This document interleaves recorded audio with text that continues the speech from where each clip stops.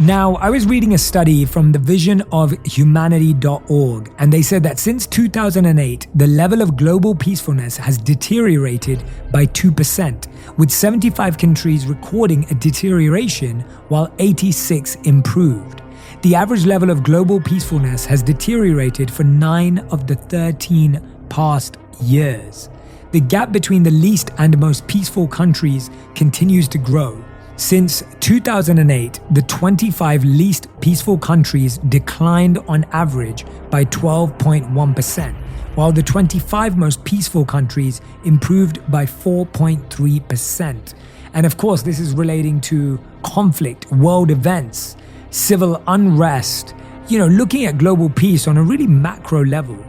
And 1 in 7 people globally cite crime, violence, or terrorism as the greatest risk to their safety in their daily lives. Only road accidents are cited as a bigger risk. Now, how many of you would like to know what the 2021 Global Peace Index ranks as the most peaceful countries? You might be surprised. So before I tell you the top 5, let me tell you where certain countries are. So this list ranks around 163 countries. The United Kingdom, which is the country I was born and raised in, is 33rd on the list. The United States of America, where I currently live, is 122 on the list. On this list, Afghanistan, Yemen, and Syria come in as the bottom 3. And the top 3 are Iceland, New Zealand, and Denmark. Now, of course, this study, which I highly recommend you take a look at, goes far, far deeper when it comes to economic, civil, societal impact. But today I want to dive in about your peace and balance, your personal peace and balance. And the reason why this is so important is because no matter what's happening around us, what's happening inside of us is so much more important. And this is wisdom that has been told and shared and tested. Now you may say, well, Jay, I feel bad trying to feel peaceful inside when there's so much pain outside. But the truth is that the pain outside is because of a result of the pain inside. The lack of peace on the inside is what creates the lack of peace on the outside. I'll give you an example. Do you argue with people more when you're peaceful or not peaceful? Do you create challenges when you're peaceful or when you're under pressure? Do you cause problems and conflict when you experience pain or when you don't feel pain? So if we really extend that idea, we have to recognize that all the pain, the pressure, the lack of peace that exists within the world comes from the idea that it is a lack of peace, a great sense of exposure to pressure, and so much pain that we experience within. And so with that in mind, I would like to encourage each and every one of us to listen to this episode for the betterment of ourselves and for the betterment of our families and friends and for the betterment of everyone else that we come across. So the first way to create more peace and balance in your life, number 1, is don't obsess over peace and balance.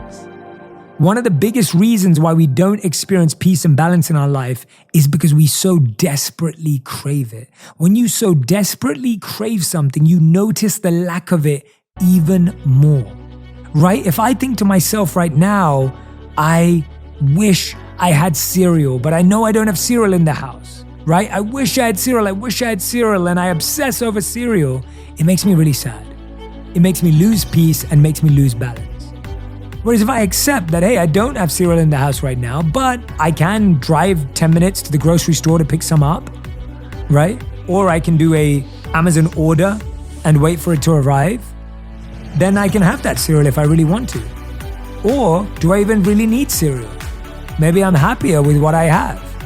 When we obsess over peace and balance, they run further and further away from us because we're so aware of the lack of it.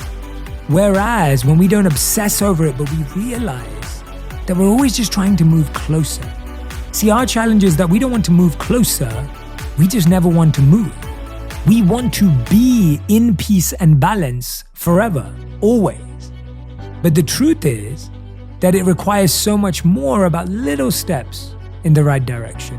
Small baby steps, moving a little closer to peace and balance every day. And if we move a little further away, we move a little closer again. And when we realize that peace and balance don't actually exist, they're just ideas, and all that we have to do is move closer to our idea of peace and balance, then we feel closer to it than ever. So stop obsessing. Stop putting peace and balance on such a pedestal that all you keep saying is, I wish I'd peace. I wish I had balance. I need peace. I need balance. But all that keeps happening is that you just notice that you don't have it. You just notice that you don't have it in the way that you want it.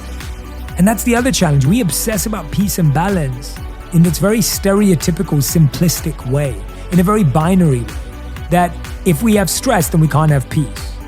We think that they are polar opposites, that they are on either end of the spectrum. Well, let's then try and move closer on the spectrum. Don't obsess over peace and balance. Focus on moving one step closer to the person you want to be, to the place you want to be, to where you want to go. Okay, step number 2 is a big one. This statement was said by Gandhi, and it has made an impact in my life. He said, when what we think, what we say, and what we do is aligned, then we experience peace and harmony or balance. Let me say that again. When what we think, what we say, and what we do is aligned. Now, let me ask you a very honest question. How many of you think something, but say something completely different? How many times have you ever experienced that? You're thinking something in your head, but you don't say that. What does that cause? Causes a lack of peace. Because you're thinking something, but you don't say it, and you're thinking, oh gosh, I wish I said it. I should have said it. They deserve it. They need to know. Now you've created a lack of peace. Now, I'm not saying you should say it how you think it, but you still need to communicate what you're thinking, right? We think that we don't say what we think because it may hurt someone, it may upset someone, and that will also lose us peace. So if you keep quiet and don't say what you want, or if you say exactly what you're thinking, both of those push peace away. Therefore, peace is when you think something and you say it in a way that can be digested. That is peaceful for you and peaceful for someone else, because when you can digest it and they can digest it, it creates peace. We don't have peace when we have indigestion. And indigestion exists when what we think and what we say is different. Now, how many of us say something, but we do something completely different? We say we're going to do it, but we do something totally different. That creates dysfunction. That creates a lack of peace and balance. So what I want you to start doing is thinking about ways that you can say and do and think in an aligned way, right? Don't say anything that you don't want to do. And don't think anything and not put it into words in an effective way. Start asking yourself all the time, is what I'm doing aligned with how I'm thinking and how I'm speaking? And also, am I doing it in a way that creates peace? Are my words used to create peace? Is the language I use creating peace? Is what I'm thinking creating peace for myself? If my thoughts don't create peace for myself, how will they create peace anywhere else? Start by focusing on creating peace through your thoughts. How do you create peace through your thoughts? By wanting that, by believing that that is so much more important than any other thought you could have. I know that for myself. I am constantly seeking more and more thoughts that I know bring me peace, that I know are going to give me peace, because I want to live in a peaceful place. That is more important to me than criticizing someone, than thinking someone's wrong, than putting someone down, because I know none of that creates peace in my life. The third step is we need to start our days with peace, because chances are there will be guaranteed pressure. It is natural for our lives to be full of pressure, and therefore it is so important for our day to begin with peace. It is so important for our day to begin with peace. What is the habit that will bring you peace? For me, often it's saying a prayer. For me, it's reading a beautiful quote or a thought or an idea that brings me peace. For me, peace is looking at my favorite piece of artwork. That gives me peace. For me, peace is practicing breath work. What are you doing every day for peace? Peace is a muscle that we have to build. It's something we have to practice. It's something that we can do day after day after day that strengthens our ability to find peace even in chaos. Look for that peace. Step number 4 is something that is actually very underrated. When you do something good for yourself, even when it feels bad, that creates peace. When I eat healthy, I don't feel great in the moment, but it creates peace. My body reacts better, my mind reacts better, I sleep better, I work better, I focus better. But it feels bad for me in the moment, but it's actually good for me, right? Let me give you another example. The other day I woke up, I really did not want to work out. I even texted Radhi and I said, hey, I'm feeling tired, should I work out? What do you think? And Radhi being Radhi, she said, you should definitely work out, you'll probably feel better. I was feeling sluggish, I was feeling lazy, and I pushed myself. And guess what? I felt much better. Guess what else happened? This weekend, I was avoiding doing my cold plunge. I was avoiding doing my infrared sauna, my sensory deprivation tank. This is my Saturday morning routine. And I was thinking about avoiding it. I thought to myself, I don't need to do it this week. I'm tired, I've had a long weekend, let me just relax. And guess what? I pushed myself to go and I felt so much better. Now, what am I learning there? I'm learning that doing what is good for me, even if it feels bad in the moment, creates peace. Why? Because our mind is trying to choose pleasure. But really, we keep saying we want peace, but what we're doing is we're creating a life of pleasure by saying, oh, I'm going to sit in bed. That's not peace, that's pleasure. By saying I'm not going to work out. That's not peace, that's pleasure. I'm looking for pleasure. But then in my head, I'm going, well, why don't I feel peace? Why don't I feel calm? Why don't I feel stillness? Because I'm prioritizing pleasure. When you do something that's bad for you because it feels good in the moment, that's pleasure. When you do something that is good for you but feels bad in the moment, that's peace, right? Notice how different they are. The formula for pleasure is do what feels good in the moment but bad for you. And the equation for peace is do what is good for you even if it feels bad in the moment. Take a look at that next time. Are you creating peace or pleasure? Now, pleasure is temporary. It's short-lived. It's ephemeral. It does not last. Peace is everlasting because it's actually transforming the way you live, the way your body works, the way your mind is. This is a huge one. I hope you practice this. Now, the 5th one is actually very simple. If you want to create more peace and balance in your life, tell the truth always. Tell the truth always. If you not lie, but if you don't tell the truth, you create a lack of peace because now you have to remember what you said last time. You have to now remember how you felt before. If you don't say the truth, then, and if someone finds out, then they say, well, why didn't you tell me the truth? If you don't tell the truth and you say something else, then you end up regretting it because you're carrying around that lie, right? The truth is always better and it's harder. It's hard to live by the truth. It's more difficult and challenging to live by the truth because we want to people please. We don't want to let anyone down. We don't want anyone to judge us. We don't want to be perceived in a certain way. But the point is, when you act in a certain way because you don't want to be perceived in a certain way, now you're worrying, when will that person figure out what's really the truth? When you don't tell the truth, you'll always be concerned and worried about when will people discover it. I remember watching Suits during the pandemic, and Mike Ross, if you've ever watched Suits, I'm going to ruin it for you, spoiler alert, he pretends that he's gone to Harvard Law. And so for him, even though he's a phenomenal lawyer, he's so talented, he's always worried about what if he gets caught, right? Now, you may not be lying about going to Harvard Law, or you may not be lying. It may be a cover-up, it may be a white lie, but then you're always guessing against yourself, and that creates internal lack of peace and imbalance.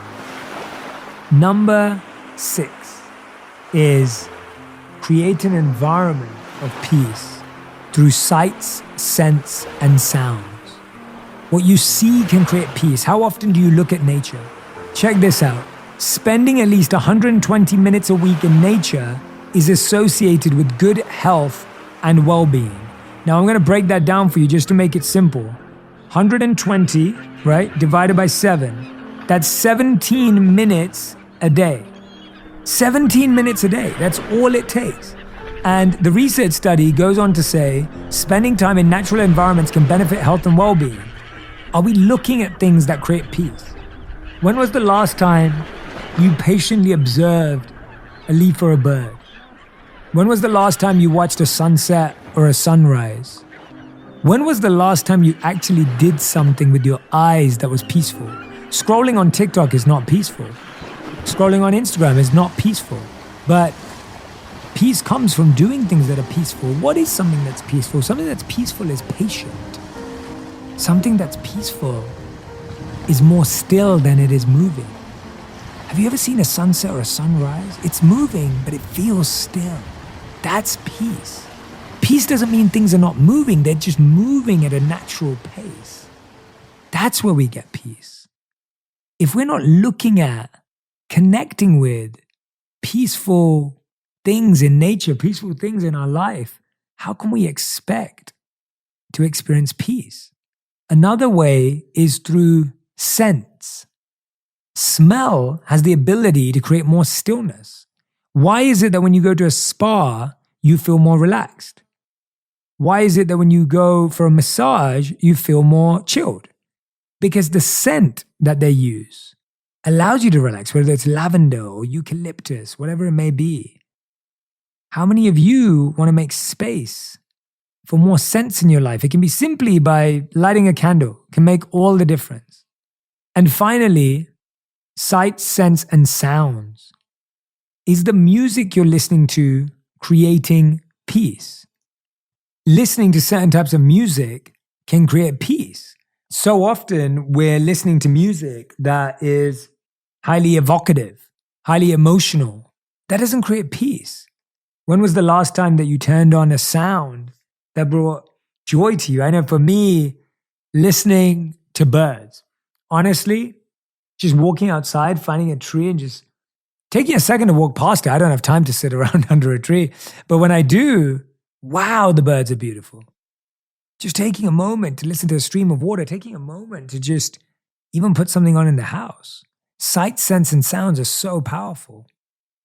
The 7th way of creating more peace and balance in your life is stop assuming and over-communicate.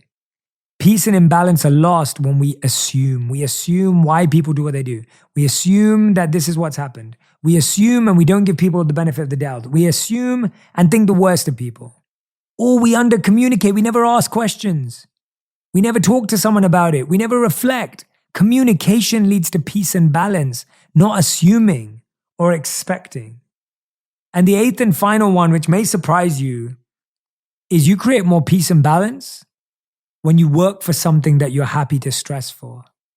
When you're happy experiencing stress, it doesn't feel like stress or pressure. It feels like peace. When you feel the joy of having gone out of your way for someone or something that you love, that feels like peace, even if it felt like imbalance. Create more memories and opportunities like that.